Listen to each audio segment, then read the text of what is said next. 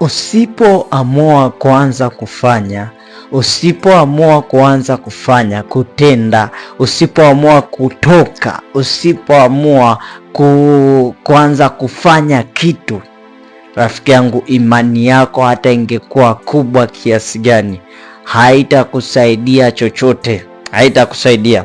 Naomba nielewe hivi, kuna watu wana imani hata zaidi ya chembe ya haradali, hata zaidi ya chembe ya haradali. Wana imani kubwa sana, wana imani kubwa sana, lakini imani yao imekuwa haina matokeo, kwa sababu imani yao imeishia ndani yao. Imani yao imeishia ndani yao, hawajaamua kuitendea kazi, hawajaamua kufanya kulingana na vile wanaamini. Rafiki yangu, kuna vitu unakwama sio kwa sababu hauamini, sio kwa sababu hauamini au hauna imani. Hapana, kuna vitu unakwama kwa sababu haujaamua kutendea kazi uwezo wa imani iliyoko ndani yako, haujaamua kutendea kazi kile unachokiamini, haujaamua kutendea kazi. Ndio maana umekwama mahali hapo ulipo. Rafiki yangu, acha nikwambie kitu, sio kila tatizo lilonalo litaondoka kwa kuombewa, sio kila tatizo lilonalo litaondoka kwa kutoa sadaka, sio kila tatizo lilonalo litaondoka eti kwa kufunga na kuomba. Hapana, matatizo mengine, changamoto zingine tulizonazo zinaondolewa na kuamua kuitendea kazi imani tulionayo. Unaamini nini juu ya Mungu? Unaamini nini juu ya kitu ulicho nacho? Unaamini nini juu ya mazingira ulionayo, juu ya uwezo ulionao? Unaamini nini? Unaamini nini? Na hapo utakapoamua kutoka, hapo utakapoamua kufanya, hapo utakapoamua kutenda, ndipo utaanza kuona matokeo yanaanza kutokea, ndipo utaanza kuona majibu ya hicho ambacho kinakutesa na kusumbua. Rafiki yangu, kuna vitu vingine utaomba sana, utafunga sana, rafiki yangu, na ninajua kuna watu wengine hapa wamefunga hata miaka miwili, miaka mitatu, lakini hawajaona matokeo. Sio kwamba Mungu hawezi kufanya, wala sio kwamba Mungu asikii. Mungu anasikia na anaona na anajua kwamba anaweza, lakini anakuangalia, anasema watu wangu wanaangamizwa kwa kukosa maarifa. Maarifa uliyoyakosa ni kwamba imani unayo, uwezo ameweka ndani yako, lakini uthubutu wa kuanza kutoka, uthubutu wa kuanza kufanya, uthubutu wa kuanza kuinuka ndio hauna.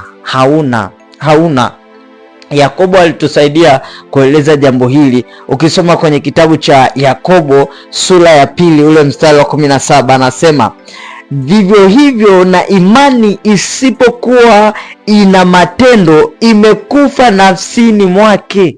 Imani isipokuwa na matendo. Kuna watu wana imani hata zaidi ya chembe ya haradali, lakini nakueleza, kwa sababu hawajaamua kuifanyia matendo, hawajaamua kutenda, hawajaamua kutoka na kuanza kufanya, hiyo imani imekufa ndani yao, haiwasaidii chochote. Pamoja na kwamba unaamini Yesu Kristo ni Bwana na Mwokozi wa maisha yako, unaamini ya kwamba Yesu Kristo atarudi kuchukua, unaamini ya kwamba Yesu alikufa kwa ajili ya matatizo na mateso ambayo ulionayo, unaamini kabisa kwa asilimia zote, na imani yako ni kubwa sana, hata mtu aje kuyumbishe vipi, hata akwambie nini, huwezi ukamwelewa. Unaamini kwamba ni hakika na kweli iko hivyo, lakini kwa nini hatuoni matokeo ya hiyo imani yako? Kwa sababu umekaa, umetulia, umeridhika, umekubaliana na hiyo hali, hautaki kuthubutu kutaka kuona kweli imani nilionayo ni sahihi, imani nilionayo kweli inafanya kazi, ninaamua kufanya kitu fulani. Mungu amesema tufanye hivi na hivi, na mimi ninaenda kufanya, nione kitakuwaje. Kwa sababu unaogopa kwamba nikifanya kisipotokea, nikifanya isipokuwa hivi, itakuwaje? Itakuwa kwa namna gani? Rafiki yangu, imani bila matendo imekufa.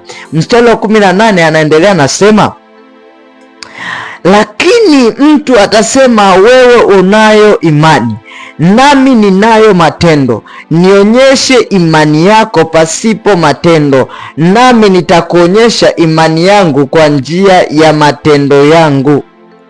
Unaona, tunaamini ndio, na ndio maana unaweza ukaona watu wengi wanashindwa kuokoka, wanashindwa kumpokea Yesu Kristo kwa Bwana na Mwokozi wa maisha yao, kwa sababu imani tulionayo tunashindwa kuidhihirisha kwa watu kulingana na vile tunaishi bila kuthubutu, tunaishi bila kutoka, bila kuamua kufanya vitu ambavyo vitaitikisa dunia. Tunaogopa. Tuna imani ndio, lakini tunaogopa. Unaogopa, ndio maana umekwama mahali hapo ulipokwamia. Hapo ulipokwamia ni kwa sababu ya imani yako, sio vitu vingine. Sio kila kitu lazima ufunge na kuomba, rafiki yangu. Sio kila kitu lazima kwamba eti utoe sadaka. Sio kila kitu lazima uombewe. Hapana, vitu vingine Mungu anaona kabisa imani ulionayo ina uwezo wa kuamua hiki kitu kiweje.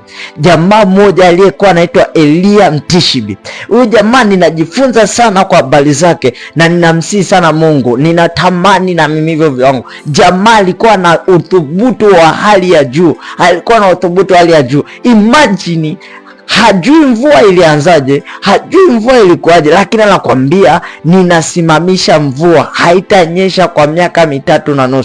Hiyo imani sio ya kawaida, Yaani imani ni kubwa, lakini imeingia kwenye matendo. Kuna watu wana imani kubwa sana, Light utakapoamua kuanza kuidhihirisha na kuithibitisha katika matendo, watu wataanza kuona uweza na ukuu wa Mungu katika maisha yako. Mstari wa 19 hapa anaendelea, anasemaje? Anasema hivi, wewe waamini ya kuwa Mungu ni mmoja, watenda vyema. Mashetani nao wanaamini na kutetemeka. Mashetani nao wanaamini. Wewe unaamini kwamba yuko Mungu, lakini mashetani wao wanaamini na kutetemeka. Kwa hiyo swala la kuamini kwako halitamtisha shetani kwamba unaamini Yesu ni Bwana. Halimtishi shetani hata kidogo, hata naye mwenyewe anaamini. Lakini kitakachomtisha shetani ni kwamba imani ulionayo unaitendea kazi. Unasema Yesu Kristo ni Bwana, ni Mungu mwenye nguvu, ni Mungu anayeokoa, ni Mungu anayeponya. Kwa hiyo kuanzia leo ninaamuru jambo fulani litakuwa hivi, Hakuna hiki kitakachofanyika kwenye maisha yangu, hakuna hiki kitakachoendelea kwenye ukoo wangu, hakuna hiki kitakachofanyika kwenye kazi yangu. Unaamuru. Kuna vitu vingine ni imani inatakiwa ifanye kazi ili uweze kutoka mahali ulipo. Ni imani inatakiwa ifanye kazi ili uweze kufika vile viwango unavyotakiwa kufika. Ni imani inatakiwa ifanye kazi. Na inafanyaje kazi? Inafanya kazi kwa wewe kuamua kutendea kazi. Inafanya kazi kwa wewe kuamua kuitendea kazi hiyo imani ulionayo.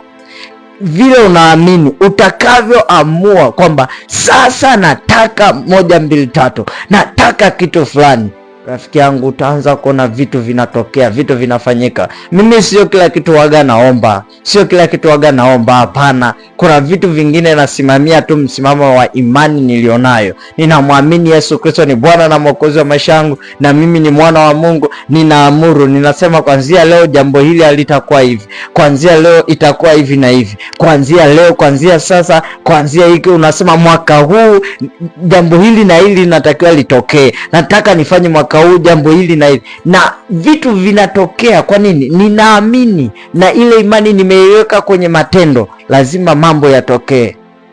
Rafiki yangu, nataka nikuombee neema ya Mungu itakao kuwezesha wewe kuweza kuitendea kazi imani iliyoko ndani yako.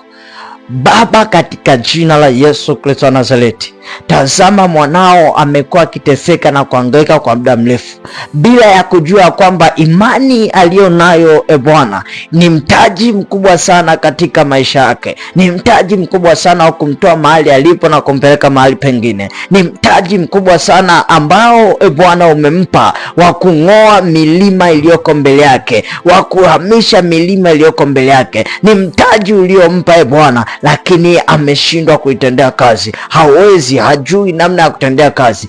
Bwana, ninaamuru katika jina lako Yesu Kristo, neema itakayomwezesha Bwana huyu mwanao Bwana kuitendea kazi imani iliyoko ndani yake Bwana, kudhihirisha imani iliyoko ndani yake kwa njia ya matendo, kwa njia ya matendo Bwana, aanze kuamuru vitu vitokee, aanze kuamuru vitu vitokee, aanze kutamka vitu vitokee, aanze kukiri ushindi, aanze kukiri ushindi, aanze kukiri mambo makubwa, mambo ya ushindi, mambo ya ushujaa yatokee kwenye maisha yake, yatokee kwenye familia yake, yatokee kwenye ukoo wake, yatokee kwenye nchi yake, yatokee Bwana katika dunia hii, katika jina la Yesu, kwa damu ya Yesu. Asante Bwana wangu na Mungu wangu kwa neema yako na upendo wako, kwa Bwana utatenda sana mapenzi yako, kwa Yesu Kristo Mwokozi nimeomba nikiamini, amen, amen.